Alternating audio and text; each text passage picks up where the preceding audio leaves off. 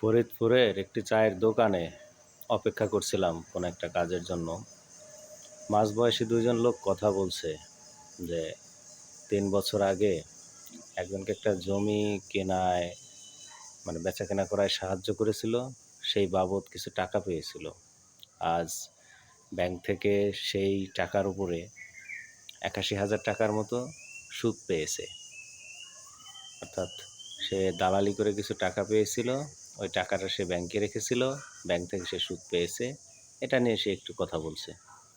তো ওই সময় অন্য যে ব্যক্তি, উনি তাকে চায়ের অফার করলেন যে আসেন চা খাই। তো লোকটি বলল যে না, চা খাওয়া যাবে না, আমি রোজা। যে লোকটা ঈদের পরে, আমরা সবাই জানি যে ঈদের পরের মাসে 6টা রোজা আছে, যে 6টা রোজা রাখলে সারা বছর রোজা থাকার সওয়াব পাওয়া যায়। অর্থাৎ এই 6টা নফল রোজা আমাদের দেশে অনেকেই রেখে থাকেন এই সওয়াবের আশায়। তো যে ব্যক্তি এই 6টা রোজা রেখেছে, আশা করি সে রমজান মাসের সবগুলো রোজাও রেখেছে।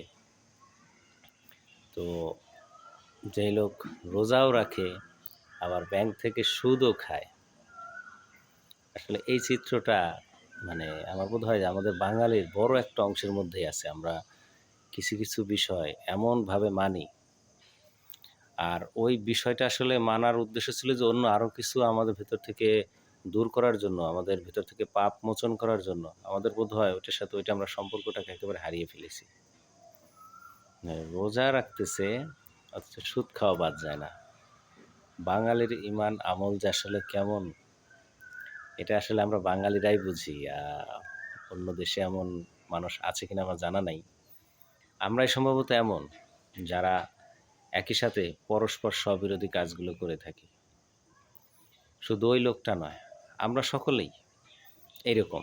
হয়তোবা তার একটা দোষের কথা বললাম, আমাদের নিজেদের মধ্যেও হিসাব করে দেখেন, এইরকম দোষের অভাব নাই। আমরা জানি সলাত আদায় করতে হবে, কিন্তু সলাত আদায় করি না। আবার যারা সলাত আদায় করতেছি, যে সলাত আদায় করলে সাধারণত সে পাপ কাজ থেকে দূরে থাকার কথা, কিন্তু আমরা দূরে থাকছি না। রমজান মাস সিয়াম সাধনার মাস, 1 মাস সিয়াম সাধনা করছি আমরা। এরপর আমরা পরবর্তীতে পরের মাসে চলে আসছি।